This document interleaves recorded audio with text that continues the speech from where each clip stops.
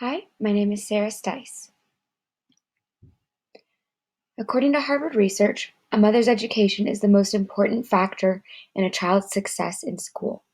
My mother was an elementary school teacher with two bachelor's degrees from the University of Georgia, one in early childhood education and one in psychology. She had such a passion for literacy and loved reading children's books. For my whole life, I could always trust her to have a book in hand ready to read aloud. She read aloud to us from history books, from children's books, pictures books, chapter books, anything she could find at the library. She absolutely loves reading, and she passed that love on to me. She actually homeschooled me and my siblings starting when I was in second grade, all the way until I graduated from high school. That meant that I was home a lot with my siblings. It meant that I did my schoolwork in my pajamas, and it meant that I had a lot of free, unstructured time to really grow as a child and as a reader. Homeschooling meant that we took the Iowa test of basic skills a minimum of every 3 years to ensure that we were on track with federal and state standards. It also meant that we did education year round. We weren't focused on a 9-month school year, but rather on learning constantly throughout the year. It required a lot of intrinsic motivation as well, and I was a very focused student and independent learner. When I was young, I got through my textbooks first thing in the morning. We did a Becca curriculum, which is pretty standard for elementary school, but I hated the textbooks. It was so exciting at the beginning of each year when they came in the mail, but then I opened them up and realized that the first quarter of the book was a review from the past year's content. So I asked my mom, is it okay if I skip through this until I get to something new? And she would ask me a couple questions to make sure I comprehended what I was supposed to be learning, and then let me skip ahead. One year, I distinctly remember flipping through until I was about three-quarters of the way through the book before I found new information. This was a grammar workbook, and I wasn't surprised by anything that they tried to teach me that year. Instead, I would get up at 5 in the morning and complete all my textbook work, then go back to bed until everyone else got up. When they woke up, I would tell them, I'm done with my schoolwork for today, and I would get on the computer to research whatever topic I was interested at the time.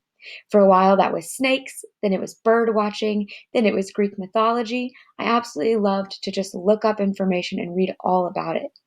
I also loved to write stories when I was young, and I really stopped in middle school because my favorite part was developing the characters and the backstory and not so much writing a plot and continuing to add chapters on.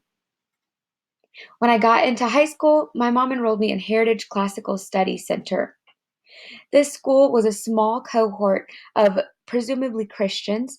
The core classes were actually the humanities. It focused on Christ centered, classically oriented, committed to excellence. And they were not necessarily about college prep, but they were definitely heavily academic with reading college level textbooks, writing essays, taking debate and rhetoric, and on the side, taking math and science. So I definitely developed an appreciation for the humanities as opposed to what public schools tend to focus on, which is STEM.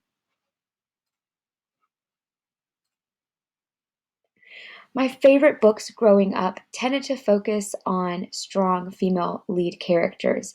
I see in hindsight that I really enjoyed historical fiction, but I also enjoyed a lot of fantasy. I was actually limited in what I was allowed to read because of my strong religious background. My dad was very strict about what I could get from the library, so I actually didn't shop a lot in the young adult section. I tended to stick to the children's section or what was called inspirational fiction, which focuses on Christian characters and concepts. In terms of that Christian background, my community literacy revolved a lot around reading scripture, reflecting on scripture, writing about scripture, and even singing about scripture. I didn't realize how much many of those skills transfer to education until I started studying education in my master's degree and saw the overlap. I'm sure that the skills transferred for me, but I never made the connection consciously. Songwriting was a huge part of my childhood and my literacy practices. This is my old songwriting journal from when I was a kid. I wrote my first song in sixth grade in 2006 when I was 11 years old when I had my first crush. I also wrote songs for my piano teacher and performed them in piano recitals. I wrote songs to help me memorize speeches for my classes in high school. I also wrote songs of a religious nature to reflect on scripture. And I wrote songs just expressing my needs as a child and teenager. Finally, this past year when I got engaged, I wrote a song for my soon to be husband, explaining to him how much I was ready to move in and spend my life with him. My sisters and I wrote songs together and then recorded them and posted them on YouTube.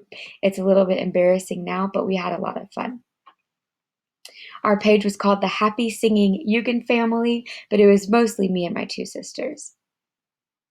Here's a short clip. I'm afraid that if I run, I'll never find a home. I'm afraid that if I stay, I'll never know. I'm afraid that if you leave, I'll always be alone.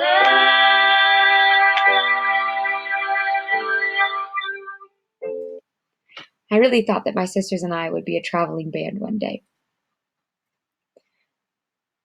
We also love to write mashups. We watched YouTube channels like Sam Sui, who mashed up songs. 'Cause darling, I will be loving you till I'm 70.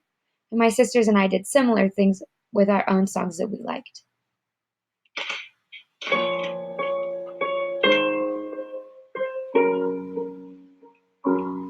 He said, let's get out of this town, drive out of the city, away from the crowd. I won't lie to you that he can't help me now. I know he's just not right for you, nothing lasts forever.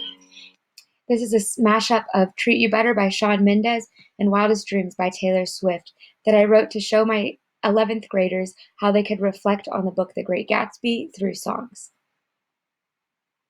Even today, I love reading, and I try to expand my reading by reading nonfiction, young adult fiction, and really anything I can find at the library.